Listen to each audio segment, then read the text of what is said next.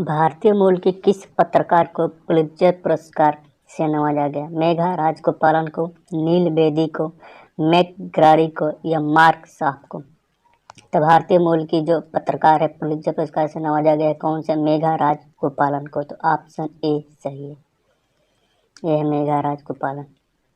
भारतीय मूल की पत्रकार मेघा राजगोपालन को पुलित्जर पुरस्कार से नवाजा गया है। उन्होंने अशांत शिनजियांग प्रांत में लाखों मुसलमानों को हिरासत में रखने के लक्ष्य से चीन के द्वारा गोपनीय तरीके से बनाए गए जेल और अन्य भवनों के बारे में जानकारी सार्वजनिक की है। इंटरनेशनल रिपोर्टिंग कैटेगरी में शिनजियांग प्रांत की सीरीज के लिए राजगोपालन को इस पुरस्कार से नवाजा गया है। बाज़फीड न्यूज के राजगोपालन समेत 2 अन्य पत्रकारों को इनोवेटिव इन्वेस्टिगेशन पत्रकारिता के लिए पुलित्जर पुरस्कार से नवाजा गया। यह पत्रकारिता के क्षेत्र में दिए जाने वाला अमेरिका का सर्वश्रेष्ठ पुरस्कार है। कौन?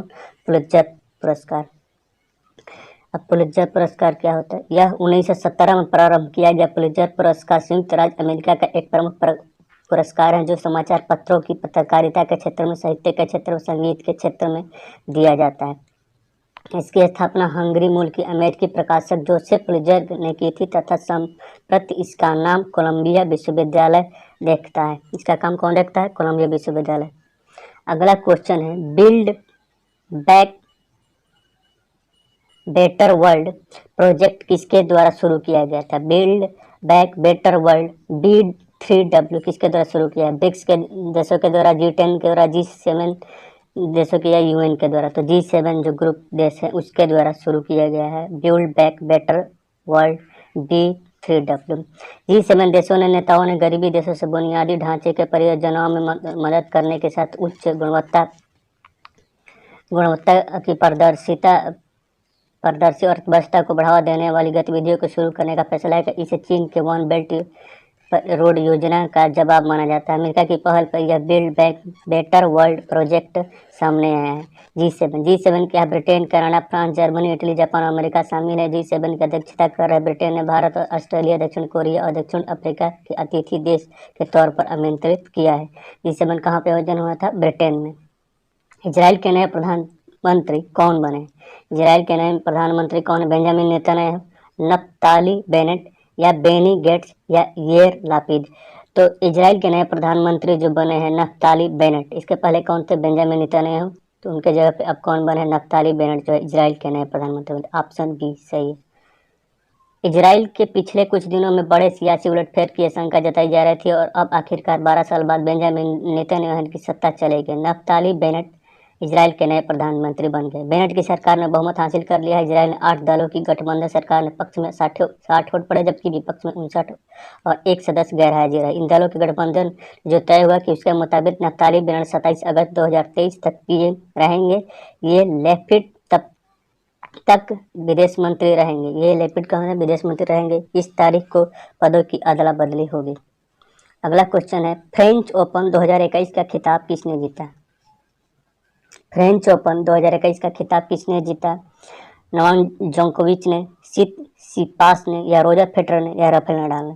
तो फ्रेंच ओपन 2021 के पुरुष की एकल का मैच नोवाक जोकोविच ने जीता। किसको हराकर? सिपास को। तो ऑप्शन ए सही है, ये है दोनों। फ्रेंच ओपन 2021 पुरुष दुनिया के नंबर 1 खिलाड़ी नोवाक जोकोविच ने 2 सेट से पिछड़ने के बाद जोरदार वापसी करते हुए रविवार को यहाँ यूनान के स्टेफानोस सिपास को 5 सेट के चलते फाइनल में हराकर फ्रेंच ओपन टेनिस टूर्नामेंट का एक पुरुष एकल का दूसरा और कुल 19वां ग्रैंड स्लैम जीत लिया। 5वीं वरीयता विजेता ने पहले 2 सेट में 7-6, 6-2 से जीतकर शानदार शुरुआत की, लेकिन शीर्ष वरीयता जोकोविच ने अगले 2 सेट में 6-3, 6-2 से जीतकर मुकाबले में 5 और निर्णायक सेट में खींच लिया। निर्णायक एक सेट में जोकोविच ने तीसरे गेम में सितसिपास को सर्विस तोड़कर बढ़त बनाई और फिर इसे अंत तक कायम रखते हुए 6-4 से सेट अपने नाम करते हुए मैच और खिताब जीत लिया 6-4 से फाइनल सेट में हराकर। फ्रेंच ओपन 2021 के महिला एकल की बात करें तो चेक गणराज्य की खिलाड़ी बारबोरा केजिकोवा ने साल के दूसरे ग्रैंड स्लैम फ्रेंच ओपन महिला एकल वर्ग का खिताब अपने नाम कर लिया। उन्होंने शनिवार को खेलते हुए फाइनल मुकाबले में रूस की तासिया पावलिंचेंकोवा के 3 सेटों में तक चले हुए मुकाबले में 6-3, 2-6, 6-4 से हरा दिया। यह एकल वर्ग के बराबर का पहला ग्रैंड स्लैम है। उससे पहले हुए एकल वर्ग में किसी भी ग्रैंड स्लैम में चौथे राउंड में आगे नहीं बढ़ पाई थी। बारबोरा का यह मैच जीतने में 1 घंटा 58 मिनट का समय लगा था। कितने मिनट का समय लगा? 1 घंटा 58 मिनट तक यह मैच चला था। अगला ग्रैंड स्लैम की बात करते हैं। इसमें ग्रैंड स्लैम क्या होता है? 4 ग्रैंड स्लैम टूर्नामेंट जिन्हें मेजर भी कहा जाता है। विश्व रैंकिंग अंक, परंपरा, दी जाने वाली पुरस्कार राशि का जनता के ध्यान की दृष्टि से सर्वाधिक महत्वपूर्ण टेनिस प्रतियोगिता है। ये Australian open, French open, Wimbledon तथा यूएस ओपन की इस क्रम में खेली जाती है। ऑस्ट्रेलियन ओपन और यूएस ओपन दोनों हार्ड कोर्ट पर खेले जाते हैं, जबकि फ्रेंच ओपन मिट्टी पे, जबकि विंबलडन घास पे खेला जाता है। ग्रैंड स्लैम में सबसे पहला जो विंबलडन 1877 में शुरू होता है, इसके बाद 1881 में यूएस ओपन और 1891 में फ्रेंच ओपन और 1905 में ऑस्ट्रेलियन ओपन शुरू होता है।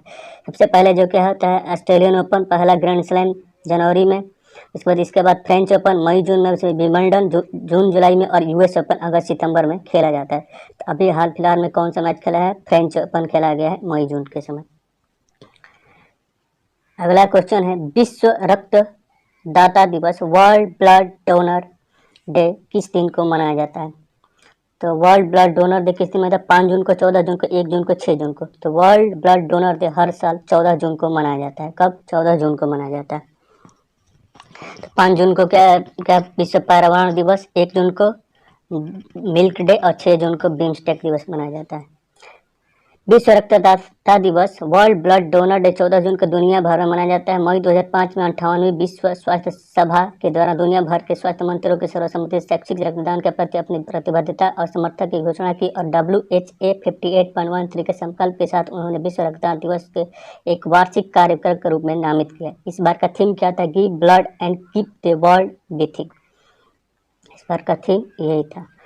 अगला क्वेश्चन है, संयुक्त राष्ट्र महासभा के 76वें सत्र के नवनिर्वाचित अध्यक्ष मालदीव के विदेश मंत्री अब्दुल्ला शाहिद ने किसे सेफ डी कैबिनेट नियुक्त किया है? के नागराज नायडू को, थीम मीजा हुसैन को, TS त्रिमूर्ति को या सैयद अकबरुद्दीन को? तो किसे किया है? के नागराज नायडू को सेफ डी कैबिनेट नियुक्त किया है। नागराज नायडू को अपना सेफ डी कैबिनेट नियुक्त किया है। कई देशों के और अंतर्राष्ट्रीय संगठनों ने सेफ डी कैबिनेट एक वरिष्ठ नौकरशाह या अधिकारी होता है जो शीर्ष अधिकारी की सहायता या निजी सचिव के तौर पर काम करता है। शहीद को सितंबर में होने वाले संयुक्त राष्ट्र महासभा के अगले सत्र के अध्यक्ष के तौर पर 7 जून को चुना गया था। अगले 76वें जो सत्र है उसके अध्यक्ष चुने गए हैं।